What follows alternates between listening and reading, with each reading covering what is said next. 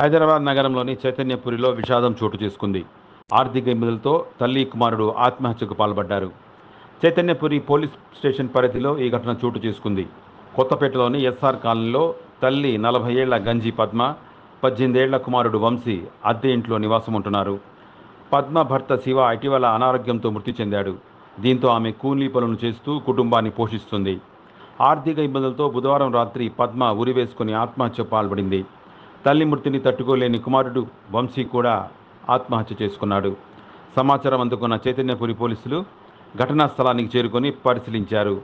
Case నమోదు చేసి మృతదేహాలను ఉస్మానియా మార్చురీకి తరలించారు. ఆంధ్రప్రదేశ్లోని ఒంగోలుకు చెందిన వీరి కుటుంబం కొన్నేళ్లుగా ఎస్ఆర్ కాలనీలో ఉంటుంది. ఆర్థిక ఇబ్బందులను భరించలేక తల్లి, కుమారుడు ఇలా ఆత్మహత్యకు పాల్పడడంతో స్థానికుల్లో విషాద ఛాయలు అలుముకున్నాయి.